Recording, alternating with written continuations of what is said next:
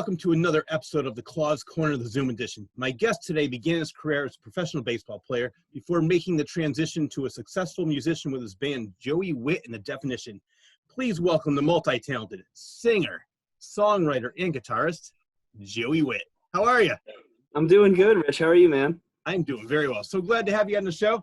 I did have you on my other show back in January, I think it was, November, December, somewhere around there. It was January. It was right before January. Reconsider came out. I think you premiered Reconsider. I did. I wanted to talk about that because we played it on my show before it was actually released. That's right. That's right. I thought that was the first time anybody, I think, outside of me, Lucinda, and Mick had heard the song. So that was pretty cool. Yeah, no, it sounded great, and I had so many great responses about that song. So it's always fun to have a Claws Corner exclusive. I love that. Right. So let's start with the present. I haven't seen you since January, and right after that, maybe a month and a half later, bam, the world stopped. The pandemic hit. So how have you been handling it? It was wild, man. I don't think it really set in until maybe 2 weeks after the original shutdown, which was right around St. Patrick's Day, if I'm mistaken. I would say March around there. 17th, somewhere in that frame. And I think, at least I thought, I was like, oh, well, it's probably a good idea. We don't do anything for a couple days or, a week or so. And then all of a sudden, April's coming around. You're still kind of sitting at home, not doing much. But, here we are already. I mean, October's creeping up and nothing has really been going on. Big picture musically for anyone. I know a couple people have put records out, but there's no touring. There's no shows. I mean, some venues have closed down because of the pandemic, and it's really sad. But I think if anything, it was helpful because we were in the studio that we didn't have to cancel any gigs. Thankfully, we were still able to get some things done. So we kind of had our hands cuffed for a few months there. Well, we shut down total production for a little while on the record because we were just wanted to be safe and be smart about this, which I encourage everybody to do. So we kind of slowly but surely, as things started to open back up, got back into the recording process to wrap up some loose ends or tie up some loose ends there. And, I'm pleased to say all the recording is finally done, and we're into the mixing stage. So this record should be out soon. But as far as biding my time, it was spent mostly with an acoustic guitar in my hands or a golf club in my hands. So that was what I was doing. I guess the one good thing you could take out of this was that you actually had a chance to sit down, relax, and be creative and get ready for if normal actually does happen, whatever that might be, somewhere down the road. I've had several guests that have been doing streaming concerts. Would you ever consider that? I played a festival. I played a digital music festival called the Artists for Good Collective, and it was awesome. We raised over, I think, $10,000 for Feeding America, and that was through a couple of kids down in the D.C. area. Jeremy Francesi is one of them. He put this together. It's called the Artists for Good Collective, and we played this digital festival. And I did a streaming show out of Red Room Sound Studio in Torrington, Connecticut, and it went really, really well. And it's up on YouTube now if anybody wants to check it out. So it was really cool. Right. Well, let's talk about that. I want to talk about Flying Key Entertainment and Red Room Sound Studio. Yes. Tell me, you mentioned that several times. Tell me about. Let me go back a little bit. The two owners of that, great people. They were former guests of the Claws Corner, Lucinda Rowe and Mick Connolly, and you got a chance to work with them and you recorded your album there. Yeah, I have to be totally honest with you, Rich. Without those two wonderful people in my life, I don't know what we would be doing musically right now. They've been an absolute blessing to have. I mean, they are not only just wonderful to work with, but they're some of the best friends I think I've ever had. They're just wonderful, beautiful people. They have a wonderful space at Red Room Sound Studio. The new location is in Torrington, Connecticut, and it's right on Water Street. Near you guys. So it's really, really just an amazing space. And I encourage anybody, whatever I say about it is not going to do it justice because it is that it's overwhelming when you walk in there. It feels like a real music studio. It feels like you're walking into Abbey Road when you get up there. So it's really just an amazing place. Well, I was lucky enough right before the pandemic hit. Lucinda had a birthday party and you were there and you played, right. Mick played, Lucinda played. And what was great was that there were all of her musician friends there, and you would take turns playing different instruments, and you would all know the songs. That was what really impressed me the most. So much talent in that one room. It was so great watching you go from the Beatles to Linda Ronstadt to Pat Benatar, whatever you played. Everybody knew the song, everybody knew the words, and we just had a great time. And what I like about Red Room Sound Studio is that it's a great recording studio, but you can also use that as a venue. I mean, it's so big, you can have concerts there. So maybe in the future, sometime, if things get back to normal or we start doing socially distanced concerts, that would be a great place to have a show. It certainly would. I know the Allman Betts Band did a live stream out of there recently via the No Cap shows, and that was unbelievably cool. I mean, they're rock and roll royalty, so that was a really, really cool thing and really great for everybody involved. So that it is a wonderful live room. I love it up there. I mean, I would play music in there every day of my life if I could. So it's really cool. Now, Lucinda is also a vocal coach. Did she help you with your voice, saying, maybe if you sound better if you were? Did she help develop your voice? So we talk about my baseball past. I've dealt with a lot of coaches, and I would put Lucinda at the top of that list as far as her methods and her the way she can translate a message to a student. And I've never had a vocal lesson in my life. I just kind of went about it with, hey, I got these chords, I got these words, I'm gonna let it fly. But Lucinda has, I think, taken she's made me better and made me more confident. I think that is the biggest thing for anybody who's singing, is to go up there with some confidence. And she's just a brilliant mind when it comes to music. And she's an amazing guitar player, an amazing singer, amazing piano player. So it's really cool just to kind of listen to what she has to say about singing. It's a very strange thing, getting up there and pouring your heart out, and also trying to be on key and play chords and remember words. So with her methods, I think it just gets that little bit easier. But she's just an amazing coach. And if you're looking for vocal lessons, shamelessly plugging Lucinda, because she's just and she's got a wonderful voice. I mean, I like listening to her sing more than anything, Yeah, it's an excellent voice, and she has great taste in music. She can go from singing Air Supply to Pat Benatar, and then she can go singing Led Zeppelin. So her voice can pretty much sing any genre of music. I don't think I've ever met two people who know more about music than Lucinda and Mick do. Their minds are just totally expanded when it comes to music. They're so good. They are so good at what they do. It's amazing. What was the best advice she gave you for vocals?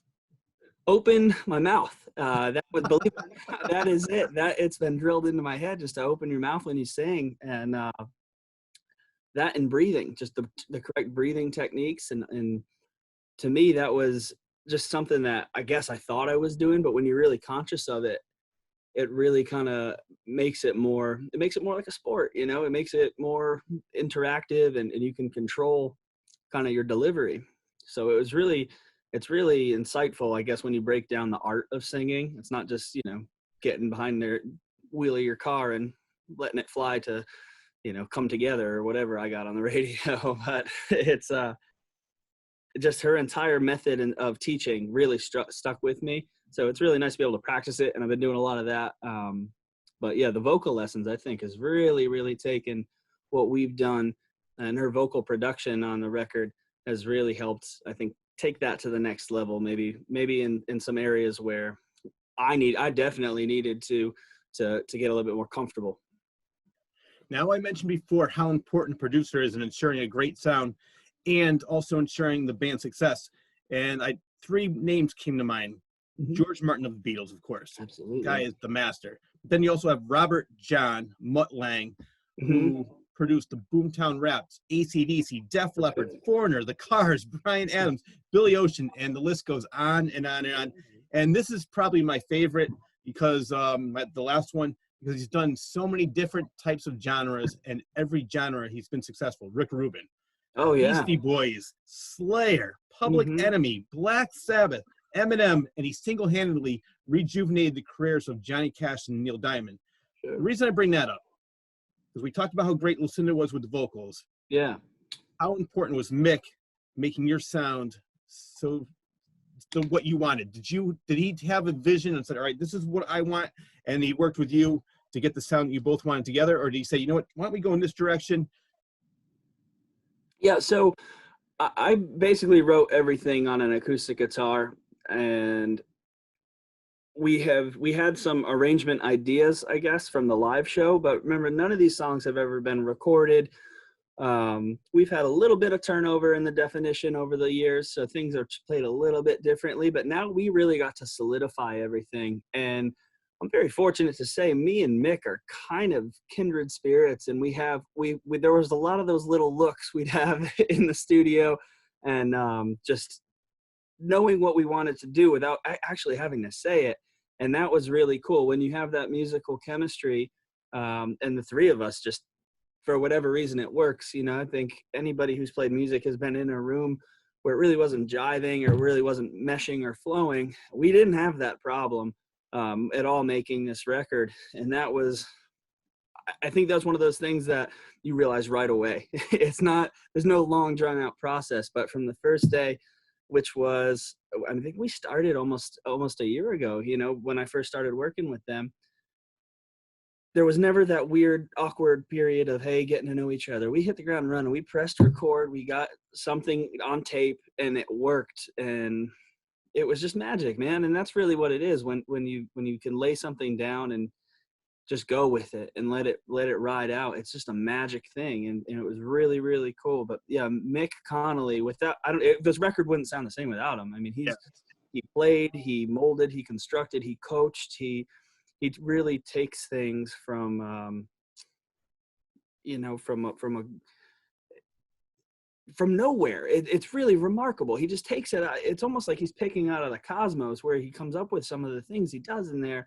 And to watch him work at the soundboard. Remember, Red Room is an analog studio, so there's no copy and paste or cut and paste going on with like Pro Tools or anything.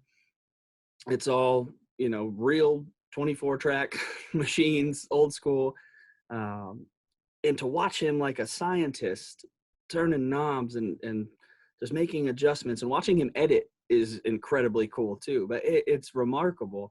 And I mean, it's worth anybody's time to go up there and check the studio out and meet Mick, because his brain, when it comes to music, he can play any instrument better than most people whose primary instruments. I mean, he's a drummer, he's a bass player, he's an organist, he's a guitar player.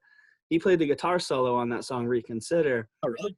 And that solo is, I don't think anybody could have played it aside from him. He did an incredible job. I can't talk about Mick and Lucinda enough. To me, it's like working with you know, any musical heroes, and I'm fortunate to call them my best friends and you know, producers. So that's really cool. How did the three of you hook up? Did you reach out to them, or did they find you? No, you know, totally organically, and it was really cool. So Clay Selmont, who plays lead guitar with the Definition live, and he's all over the record. He was in a band right around the late 90s, early 2000s, and Lucinda had a relationship with that band, and she worked in a management role with them. Time goes by as it does, and things happen, you know, bands come and go. And all of a sudden we had started Joey Wit in the Definition. And Clay mentioned, hey, you know, you should reach out. You know, I think this would be a good move for us, and see what we can do. So I actually I think I shot Lucinda an email, found her, tracked her down, and I went up and met with them up in the northwest corner of the state. And we hit it off immediately. And we just kind of stayed in each other's lives. And then one day, I think it really clicked when I think we were a little bit more ready, and there was the timing was right. Let me put it that way, for us to start working together, both with Flying Key and with Red Room Sound Studio. And we hit the ground running from there, and we haven't stopped yet. And I'm really looking forward to what's happening in the future. But with Clay Selmont is the reason that we are working with Lucinda and Mick in Flying Key and Red Room. So it was really cool how those musical relationships all those years later come circling back. And it's really cool to hear stories from Clay and Lucinda, because they've known each other forever. And I've known Clay, I mean, he's my cousin-in-law. I've known him forever. so we were both, we were all in each other's lives. It just didn't happen to mesh until years later. It's a beautiful thing, this life, man. It's really cool, the relationships and bonds we make through different people. You have to say, Clay, it's coming from me and all the rest of Joey Wit and the Definition fans. Thank you very much. We really do appreciate that. Now, you mentioned that Red Room is analog. Do you prefer analog to digital, and why? You know, there's nothing wrong with Pro Tools. I love Pro Tools. I think it's great, but it seems like everything that people are doing on computers, and I had only ever experienced recording digitally, and it wasn't even that much experience, to be totally honest with you. But it seems like everything digitally is trying to sound like an analog machine. And there really is nothing like that analog sound when you're up there, and the natural compression and even the smell of tape is just, it feels like you're in a different place, a different league, like you're actually creating music the way it was intended to be recorded. Many of my favorite records lately have been made with Pro Tools, and couldn't have been made with anything else. So I don't think there's a right or wrong. It's just whichever you prefer. I think our band, we're such a kind of a earthy band anyway, where we like doing everything ourselves, that there wasn't a sound that's made on this record that we didn't play or make on our own, you know? I mean, it's really cool when you sit back and look at it, and all the little, I guess, sonic Easter eggs is what I've been calling them through the process.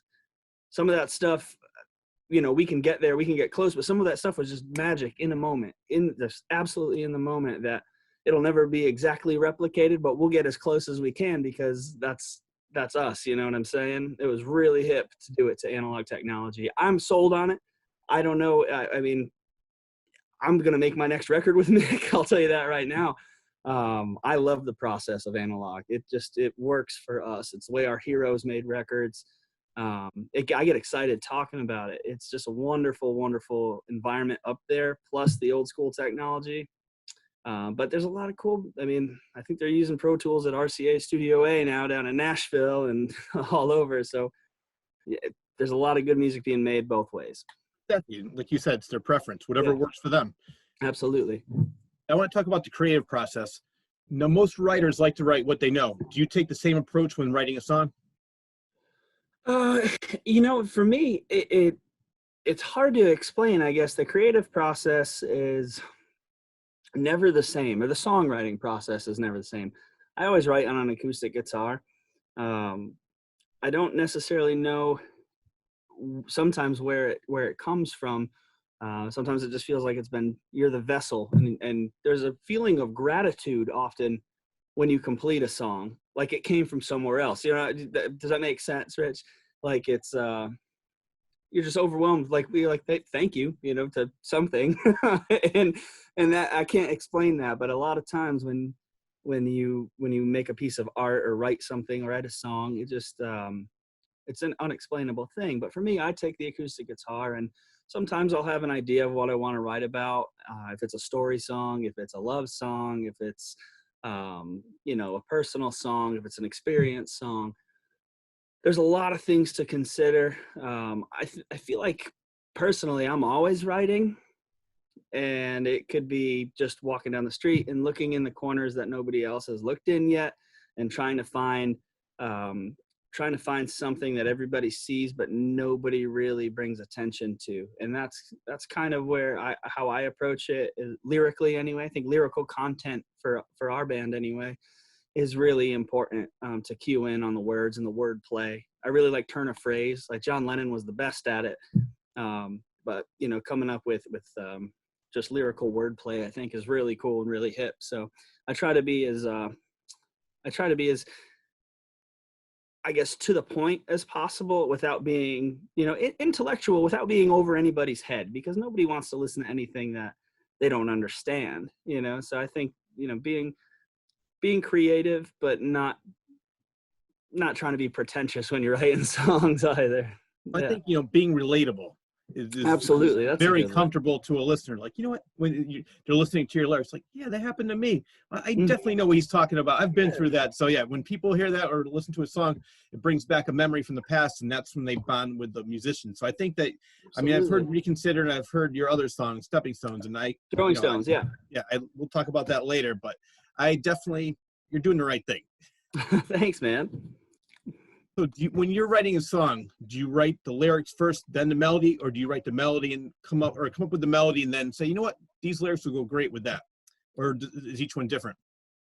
Each one's different. Typically, I'll have some chords. I think that's important to me. I like to have the bed of chords down before I start putting the words on top of it. I think oftentimes it comes up with chords, melody, words. Sometimes I'll have something in my notebook, a phrase that stuck with me or a word that stuck with me, and I'll almost kind of play like a puzzle piece and take words and try to fit them next to each other, or phrases and fit them next to each other. And there's a lot of editing in I mean, if I showed you my songbook, it's funny. It's funny to look at to me sometimes, like thinking about how did this come out of this piece of paper?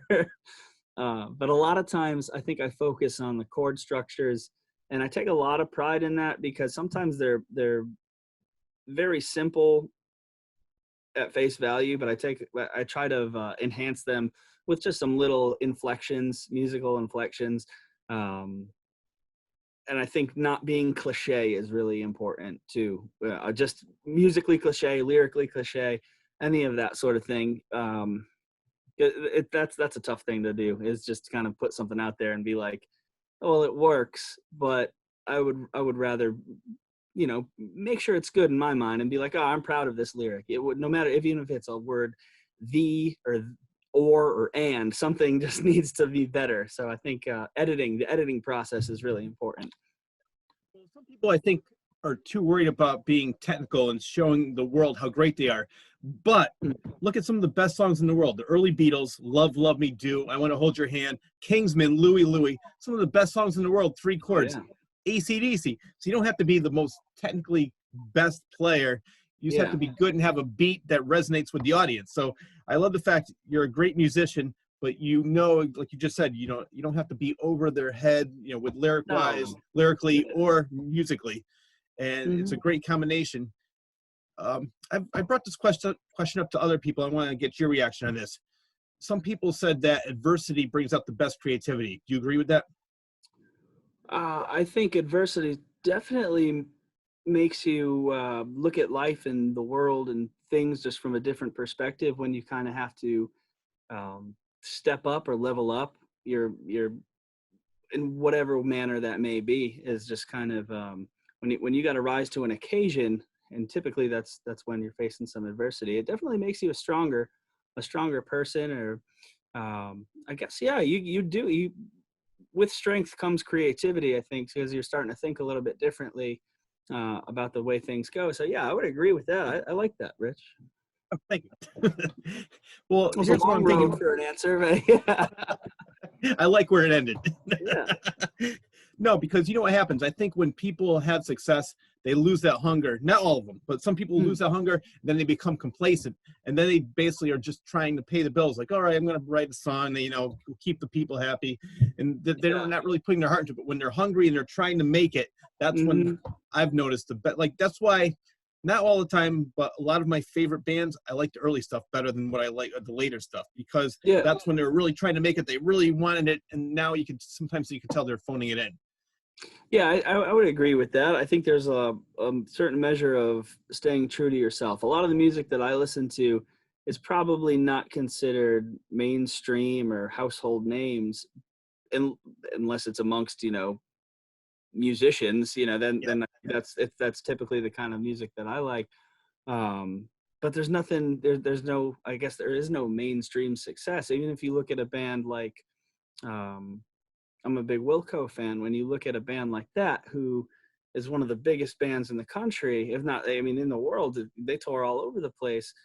But I don't know if they've had a radio hit in, 20-something years, 25 years they've been together, but they are the hardest working band I've ever seen. They tour, they put records out, they connect with their fans, which I think is of the utmost importance, is being an accessible band and feeling like, hey, they're just one of us. They're just, we're all in this kind of situation. We jive together, and that's what, when you go to a band that is like that show, you just feel a part of it. You don't feel like you're watching somebody. You feel like you're in the moment. And that, I think, is what we strive for as a band, is to be kind of like, just stay true to your roots and not get not get too big or too little. Just keep trying to make good music and good songs and connect with people.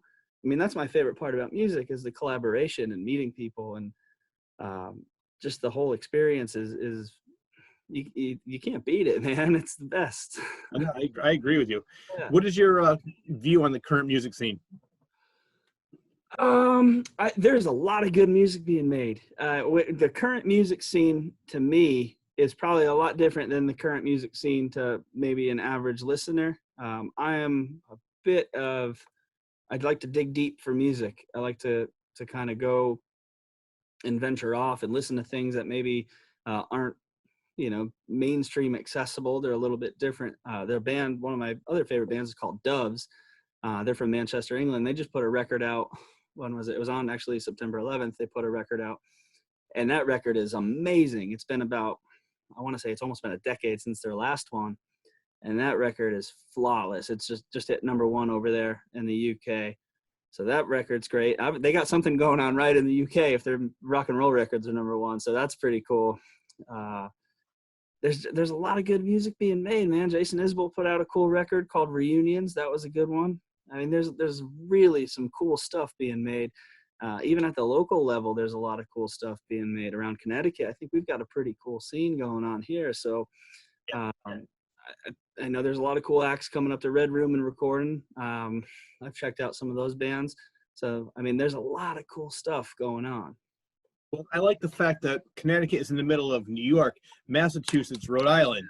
So you have all these great works, a little island, and all these great musicians are there, plus around us too. So we have a great place. I mean, if you want to play a show, all right, I'm going to take the train to New York and be back that same night, or I want to go to Boston, I'm going to do a show. So it's so great to be in this area where we're accessible to so many different places and so many different clubs. And the scene is, I agree with you, the local scene is great. Unfortunately, what happens is radio, if whatever's left of radio, terrestrial radio, just plays the same old hits over and over again. They're afraid to try anything new. And there's so many bands, like you just mentioned, nobody even knows of. And if they did, you're like, wow, I wish I knew about this band a long time ago. Yeah. I wish they did more of that. And that's why I want to get your opinion on this, because that's why I like the whole streaming and iTunes. Maybe it's not good for a musician like yourself trying to make money, but it's good for the listener. It's like, wow, I never would have heard this before. I'll take a chance. And this is only $1. Yeah. But unfortunately, when you're trying to pay the bills with that, it's not going to work for you. But you have more people listening to your music, though. Yeah, it's like you said, there's art for art's sake and art for financial sake. I think on our side of this, let's call it the business, for lack of using a better term, I think we're out to make art for art's sake.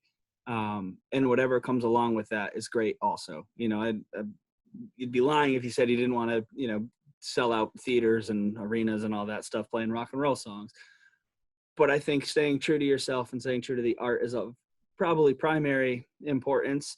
But iTunes, Spotify, Amazon Music, and Google Play, they're great platforms to getting your stuff out there. I mean, that's Pandora, whatever one somebody chooses.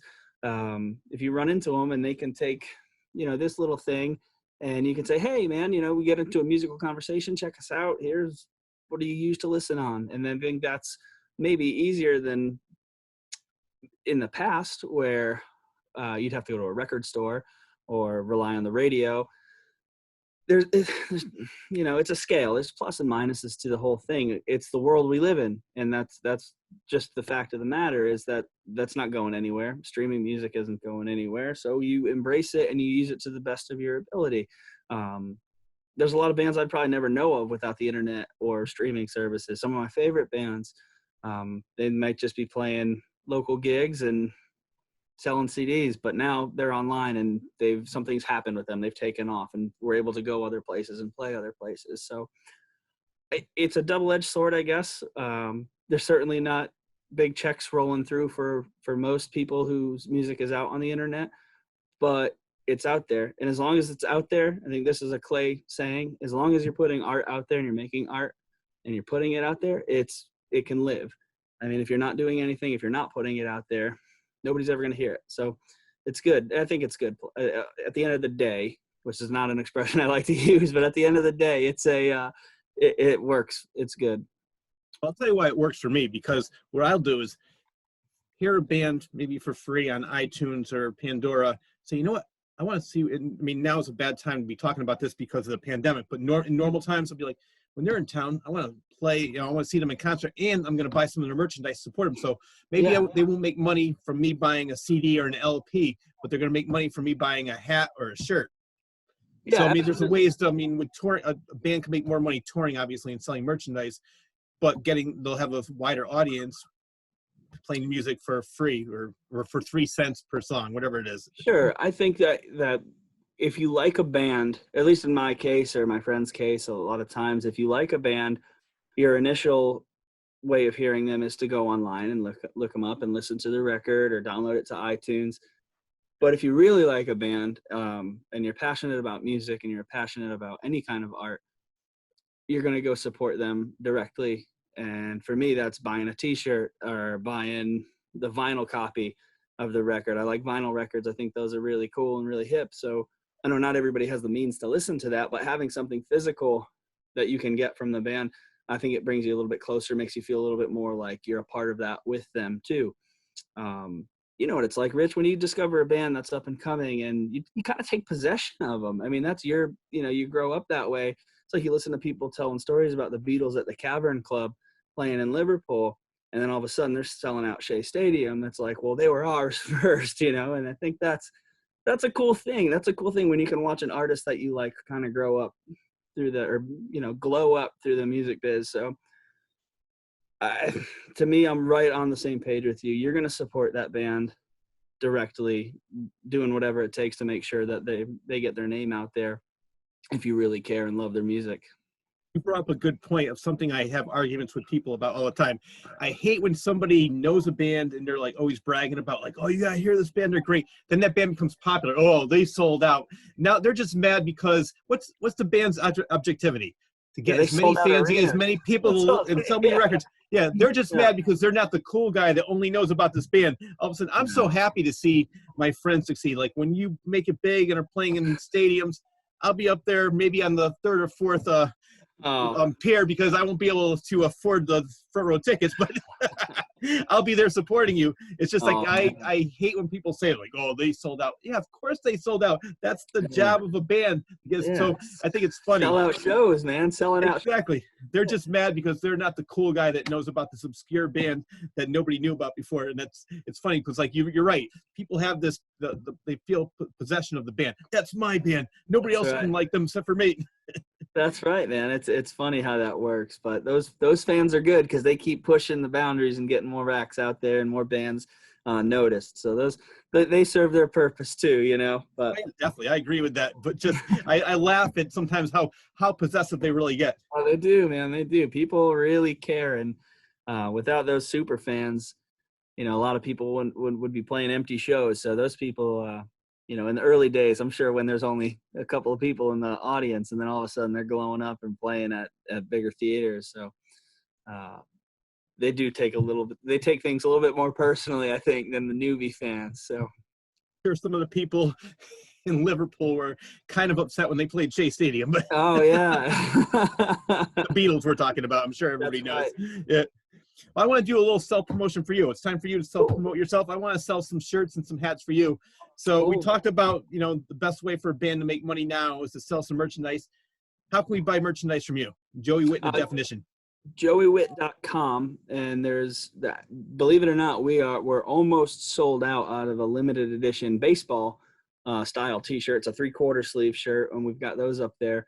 There's a few of them left. There's very limited numbers, but I appreciate everybody who's taken care of us and helped us. All that money's getting cycled back into the record. So everybody who's taken part in buying a T-shirt and supporting us, that you're as much a part of this record as the people making the music on it. Because without you guys, we wouldn't be doing that. We'll have some more shirts right around the record release time with some more merch kind of getting added gradually once things start opening back up. But joeywit.com on the merch tab. You can also get to our 2 latest singles on joeywit.com, as well as our Facebook, our Instagram, all that stuff. But if you go to joeywit.com, you can find all that stuff there. What we find there? T-shirts, baseball hats, Yeah, a bunch of different stuff is going to be up there. Right now, I think that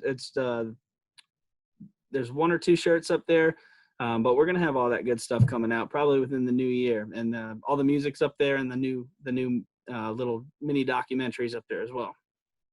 Perfect segue. I want to talk about that next. Tell me about carrying the torch. Oh man, that was a blast. So Sightline Visuals, a huge shout out to Alicia and Christina, the two brilliant young ladies who made Carrying the Torch. They directed and filmed it. That was a really cool experiment, and that started about a year ago too. The pandemic really pushed everything back, man. Now you're looking back at it, it's like, wow, it's amazing to think of.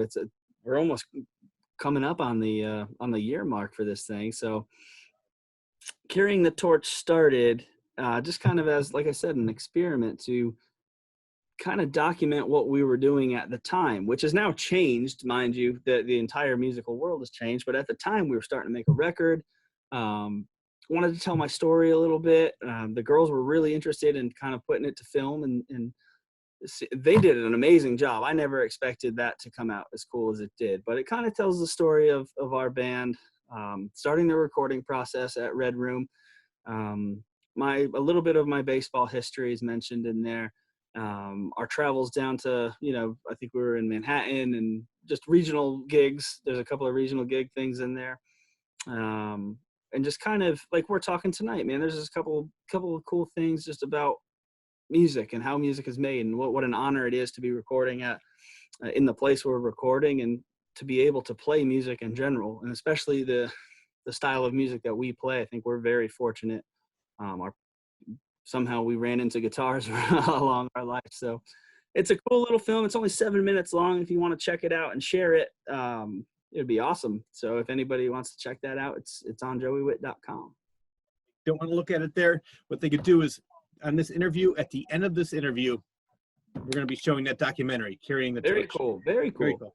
Now, in the documentary, I love this. Lucinda had the perfect way of describing your music. She said it's very different from what's out there, but it has a kind of familiarity, something you might have heard, but so much better than that. That is a perfect way to describe your music. I love that. She's got a way with words, and I think she kind of she's been closer to this project, I think, than anybody. I mean, Mick also, but as far as Lucinda just having her hands in so many different, or wearing so many different hats, I guess, with our band, she's got, I mean, she's just such a driving force behind me, just being a motivator and a coach and all those sort of things. She's a really remarkable human being. But I think she kind of nailed it with that, because that's kind of how I approach music, is like we were talking, don't go over anybody's head, stay true to your form, but what can we do to kind of push the boundaries a little bit further? And I think that she summed that up. She's a little bit more concise than I am. Speak very, very eloquently. I tried. So how many songs are on your release?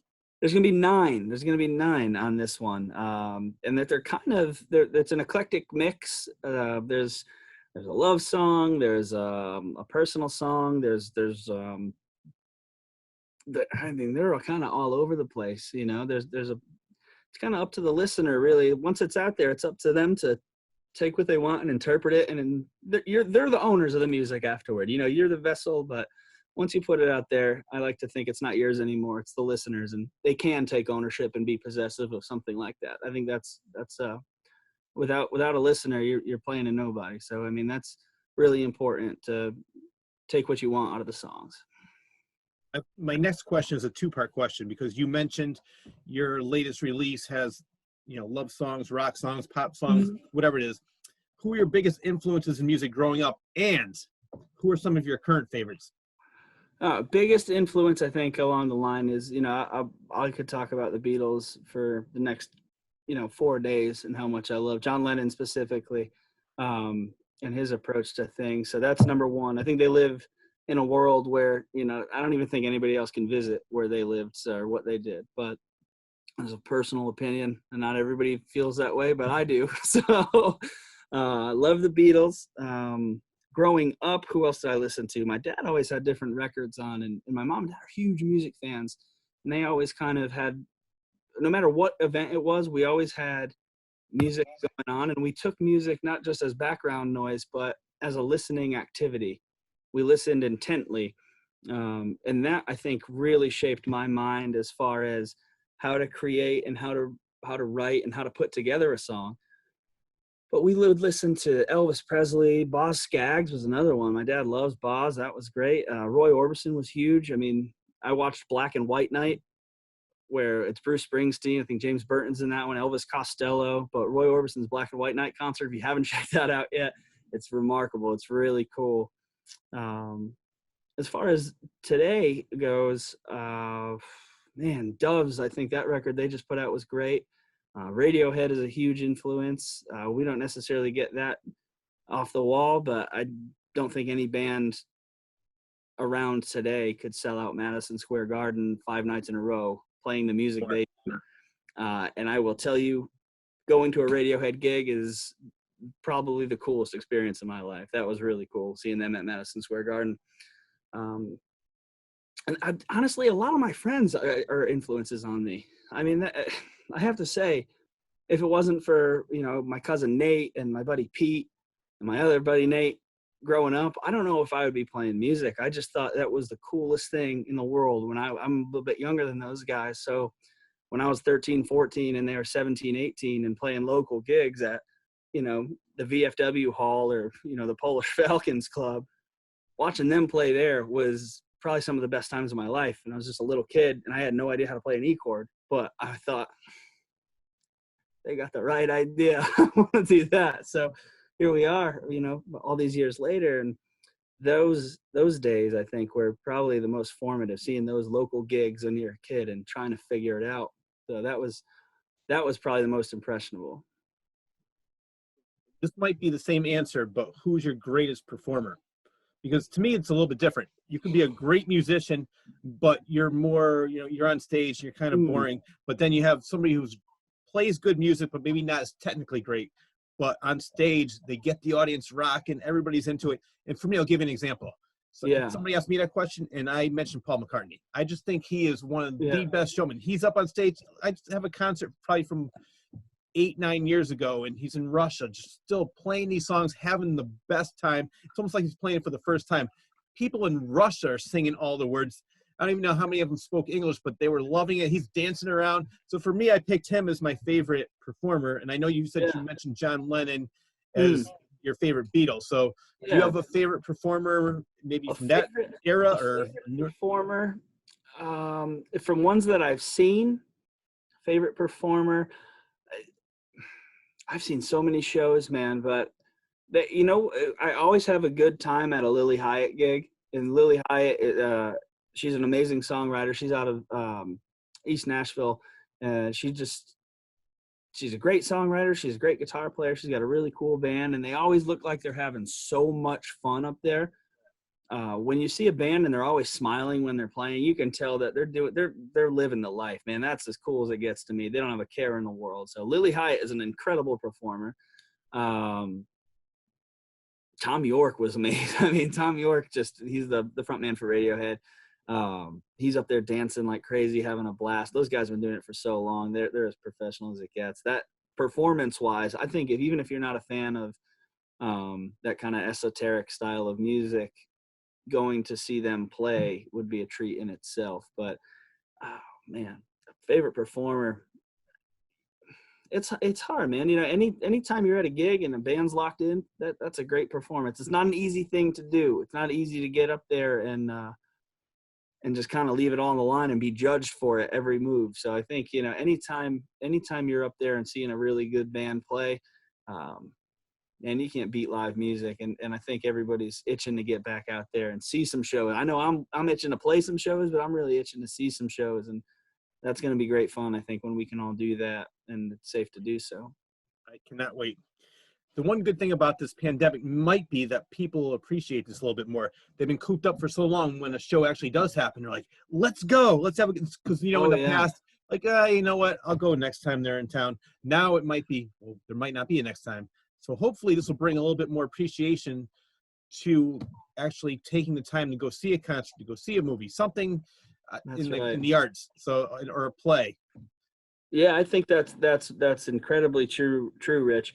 I think there's going to be a desire for people to want to get out and see some music and see some new things, and as long as everybody feels good and happy and healthy and safe to do so, whenever that may be, I think it's going to be a pretty good party once we can all hang out. You know, it'll be great fun. So I'm excited for it. I'm really excited for that, and I think we're working really hard towards that too. When we can get out and play, so we're still practicing. Everybody I know is still practicing and playing and trying to get better to really entertain everyone. So I'm pumped, man.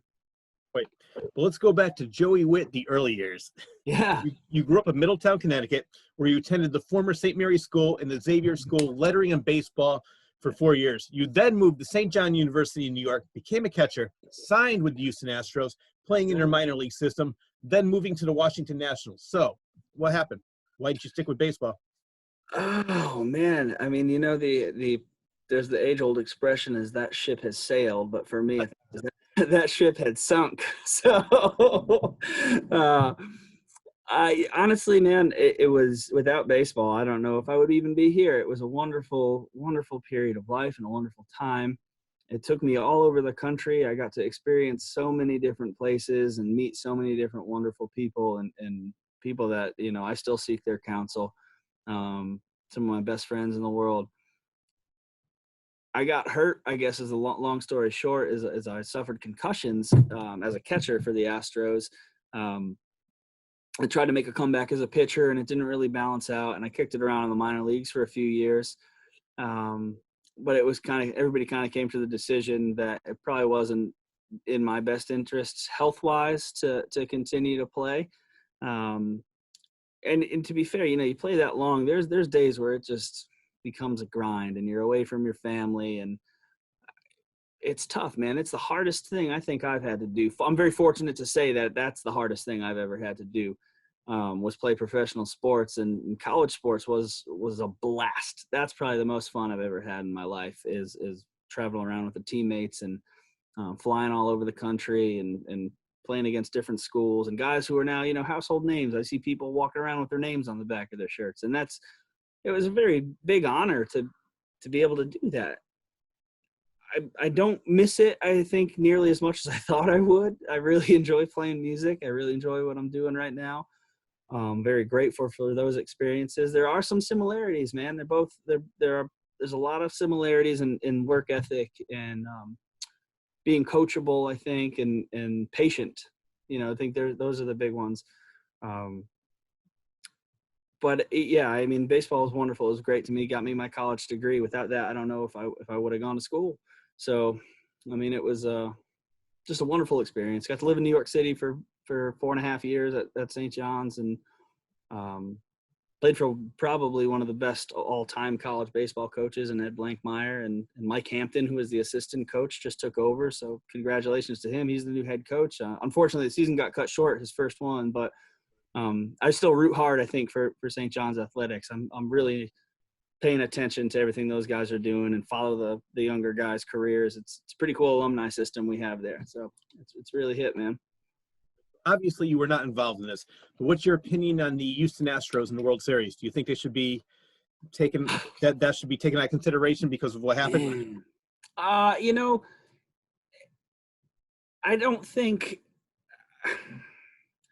it wasn't right, man. I don't know how you get to that point, to be totally honest with you. I don't know how you get to the point where you're hitting trash cans or whatever. That was what I found the funniest. Yeah, that was a bit much, but you know, in baseball, people have been stealing signs since, you know, Yeah. baseball was invented, since forever, for 100 years. They've been stealing signs as long as first base has been first base, man. So, or second base, I guess that's typically where you steal them from. But the way they were doing it, if there was electronics involved and all that, that's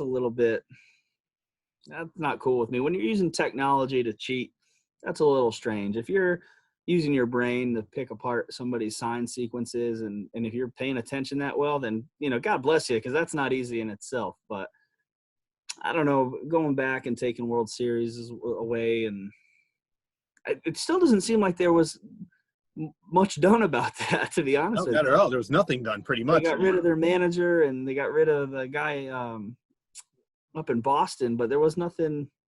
No. There's really no punishment or penalties. But yeah, using technology to steal signs was a little bit much for me. I thought that was kind of weird. I mean, I've never seen anything like that before, but They definitely can't get away with it now because there's nobody in the stands. That's So right. all you're gonna hear is loud garbage cans clapping together. I mean, it's not for me. Professional baseball was all empty stadiums, man. There's nobody in the Gulf Coast League games. So that was my taste of pro ball. We didn't have anybody there anyway.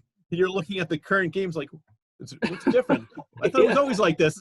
That's right. I got a picture of my first professional hit, and it was down in Florida, and we're in this big empty stadium, and I wanted to put it up and be like, hey, what's the difference between now and then? Because there wasn't a soul in there.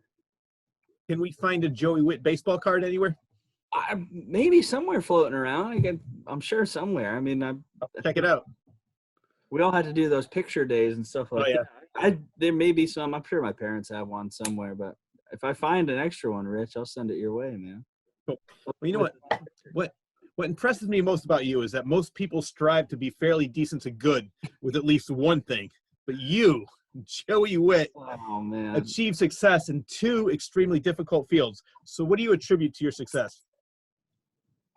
The influence of my parents, I think, is the biggest thing.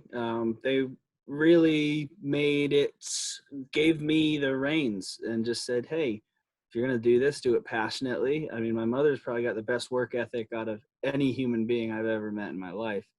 My dad was a professional athlete. Also, he played professional football and Division I football. So I think that the combination of the two of them really I felt like I couldn't fail. And as long as you feel like it's not work, playing baseball is never work. Picking up my guitar is never work. You work hard at it, but it doesn't feel like work. It's just fun. I mean, that's what I would be doing. I would have been playing baseball with my friends or picking up my guitar regardless. That's what I would be doing when I didn't have to do anything else, when I didn't have to do schoolwork, or anything else. Is I would be playing catch or taking batting practice or, picking up my guitar and trying to write songs. So I think that you shouldn't pigeonhole yourself into saying, well, this is what I do and that's it. I'm just a student, or I'm just a baseball player. I'm only a musician. I just took up golf a couple of years ago, maybe 2 years ago, and I love it. And I've gotten, relatively good. It's not, that's a vague statement. When I say relatively good, it means I only lose 3 to 4 balls around now. But you just kind of got to go for it and don't let anybody tell you, if somebody's giving you hell for it, like just show them. You won't catch hell very long if you keep working at it. So I think what stops most people from trying anything is fear of failure. To me, the only way you could succeed is by failing. You have to try something more than once, keep doing it, and eventually for the most part, you're going to get better. Some people, but a lot of people will just give up too soon. And I'm like you. I mean, over the years, I've been in bands, I've done radio, I've done stand-up comedy, I wrote a book, I've done motivational speaking. Now I'm doing this show. I've done public access TV shows where I've hosted. You were on my public access TV show in New Haven. So I have so many interests, and I'm not going to say, well, I'm afraid to do this. I might fail. Who really cares? If I fail at this, that might open up a door to something completely different that I never even knew existed, which happened with stand-up comedy and some motivational speaking. I had a great time doing stand-up comedy for 4 years. I played 9 states, over 400 shows, and I just got bored with it. And it wasn't a job. It was more of a hobby. And then, like what you said, if it's, it's all about having fun. I wasn't having fun doing that anymore. But then somebody said, Rich, you're really good at talking. You'd be an inspiration to my students at the Abilities Beyond. So I went there. I've been doing that for a while. Then that led to people saying, do you want to speak at my school? You want to speak at the library? And I've been doing that right before the pandemic. I was supposed to do a show at the Palace Theater in Waterbury. It was called Second Act, where the first act was only the rehearsal. So it's supposed to be about people over 50. I reached the 50-yard line, so I was going to talk about my life. And so I have your same mentality. I don't really care what anybody thinks. As long as I'm having a good time doing it, I'm going to continue to do it. And I might try something new. And if not, I'll stick with this. Like right now, I am loving this show because of the pandemic. I had a radio show, as you know, you were on it.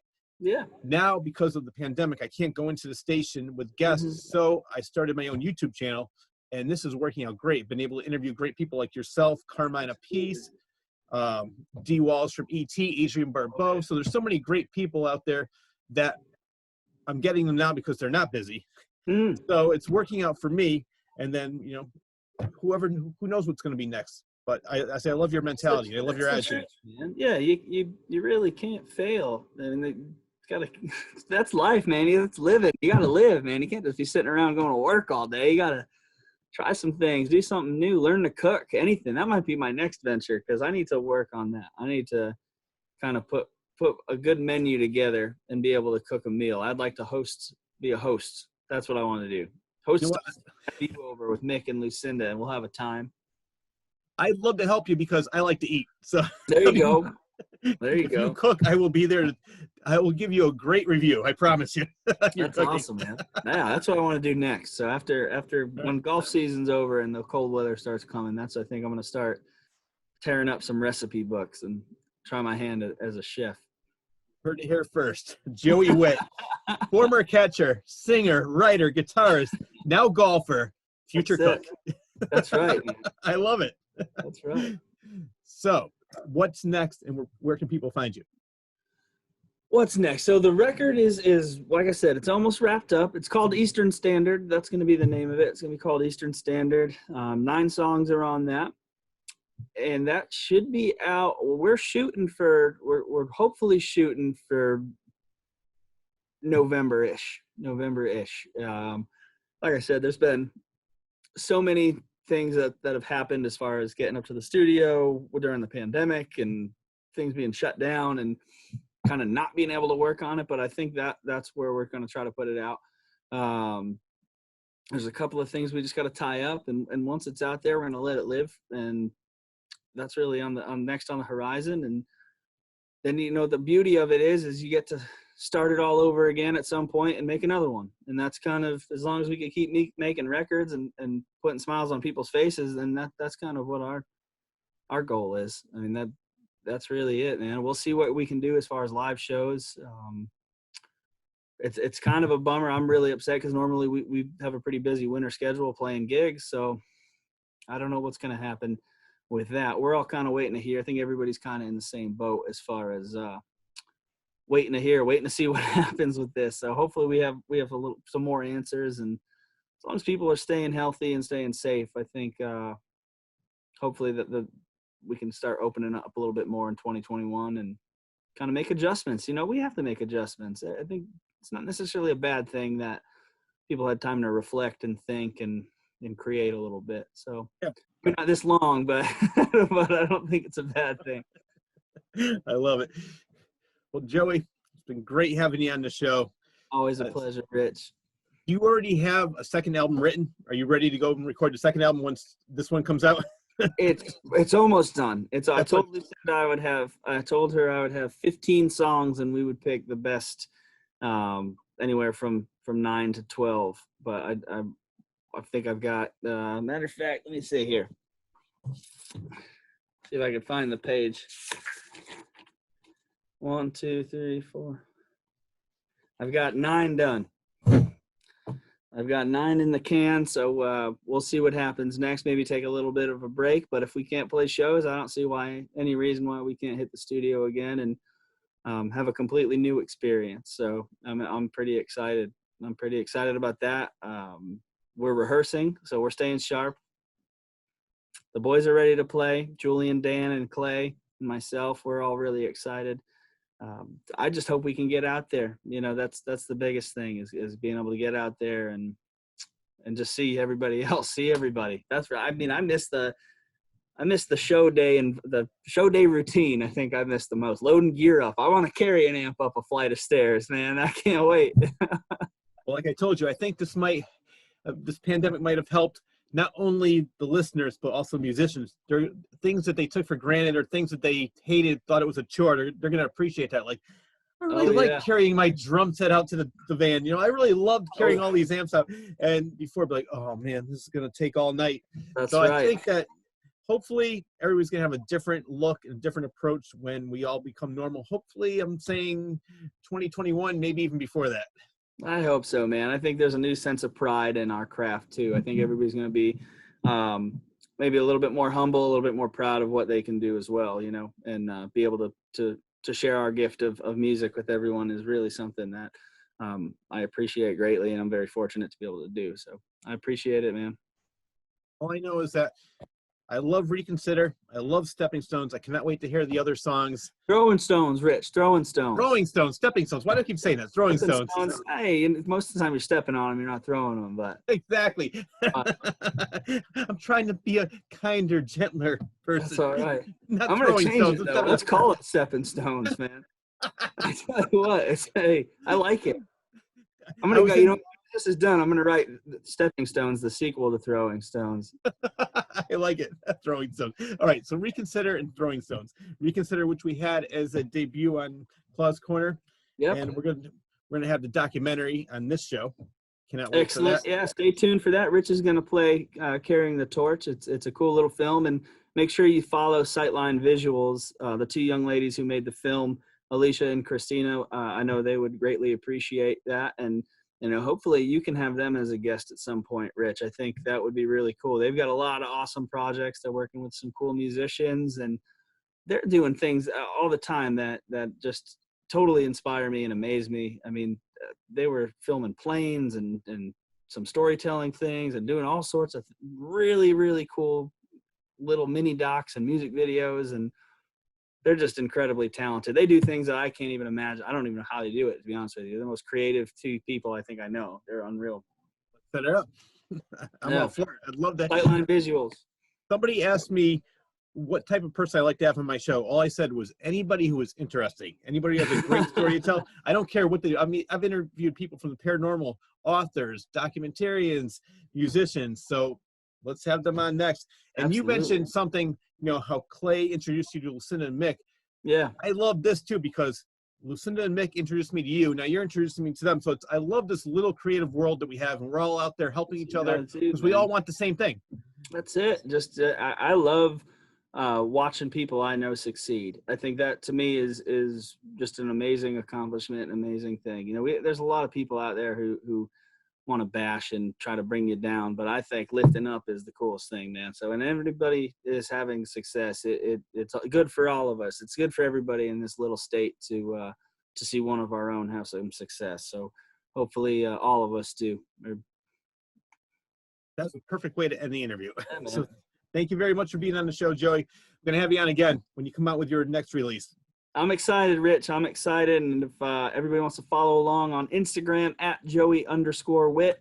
On Facebook, you can find us by searching Joey Wit & the definition, or you can just go to joeywit.com and find all the links, grab yourself a t-shirt, and listen to our 2 singles. But I hope you guys enjoy Carrying the Torch. Rich, thank you so much for your time, and let me come talk about what's going on. Anytime. That wraps up another episode of the Claw's Corner Zoom edition. I would like to thank my guest, singer, songwriter, guitarist, golfer, and future cook, Joey Wit. I would also like to thank you, the viewer, for tuning in. And now, as promised, stay tuned for the documentary on Joey Wit entitled Carrying the Torch. Enjoy your day, everyone. Thank you. Thanks, Rich. Right.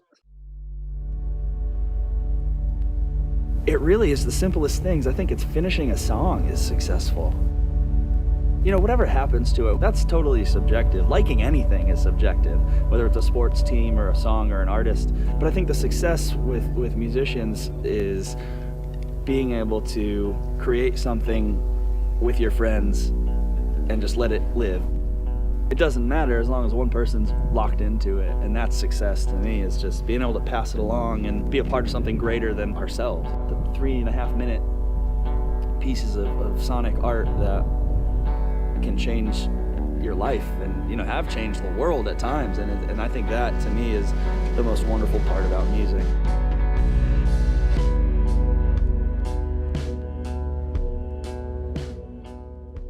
Really just kind of grew up on this field, and then was fortunate enough to wear the black and white for Xavier for 4 years, playing up here for their varsity team, and going on to play college baseball at St. John's University in New York.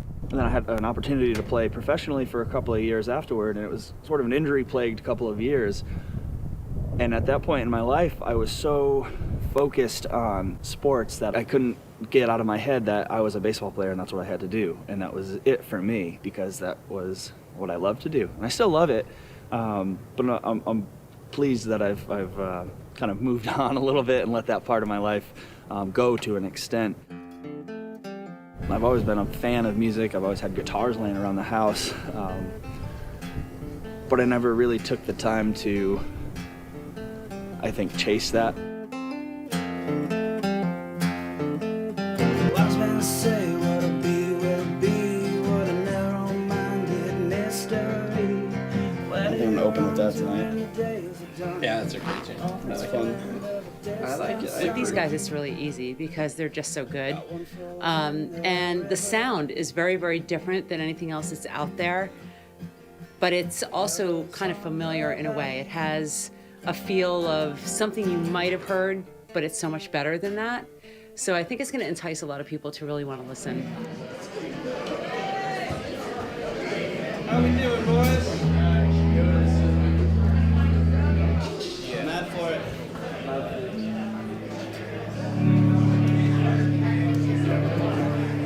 Ready? Rock and roll then.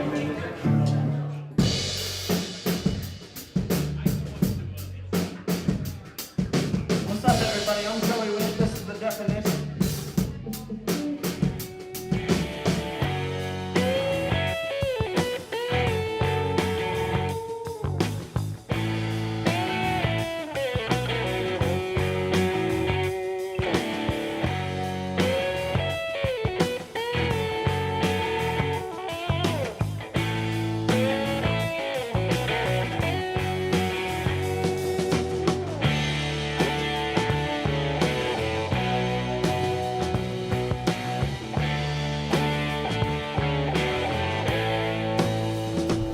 What sparked this whole venture into music is I was sitting around, you know, a lot of my friends had moved away. I had this guitar that my grandmother bought me, and I would look at it and I would try to figure it out, and I'd get frustrated and put it down. And then one day it's like you have an epiphany and it's like, holy smokes, I can do this now. I can figure this out.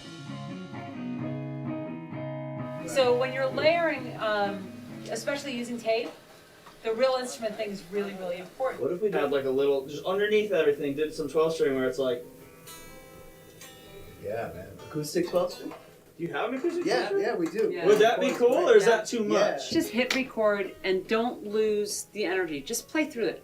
Just play Yeah. through. Because we can, you know, if we love it, we'll do something with it, you know?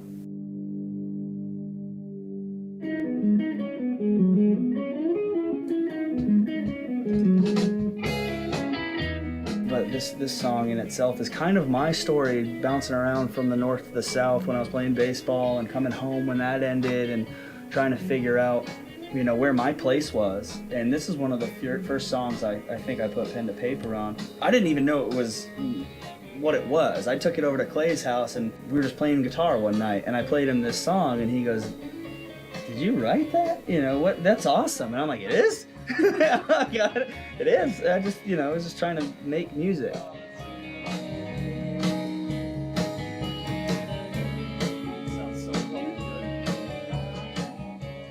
So that kind of goes into like what we were talking about earlier about what's the plan for us, and it's pretty remarkable how things are just kind of slowly but surely snowballing into something. I mean, this band is bigger than we ever imagined it already. If we do keep writing songs and playing music and making the effort, you know, I don't see any reason why this can't become something bigger than all of us. Yeah. And then you pass it on and you play it for somebody and they can take what they want from it. And that, to me, is the ultimate, like, satisfaction and success. Been a while since he lost that thunder. Maybe now he'll get it right. Running away from I'd like to think of inspiration as that, like we were talking earlier, late at night and, you know, you've had your glass of wine or whatever and it just strikes you and you write it down. But no, sometimes it's hard work. It's really hard work and it feels like you're banging your head up against the wall trying to pull this out of my heart or my soul, wherever it comes from, and force myself to sit down, write these songs and put them together. And everything starts out basically with me on an acoustic guitar, and sometimes the words come, sometimes the chords come, and you add the words later. There's really no process that I found is my formula. You know, by doing it this way, especially in this analog studio, I think you're also kind of paying tribute to those people who came before you in a way.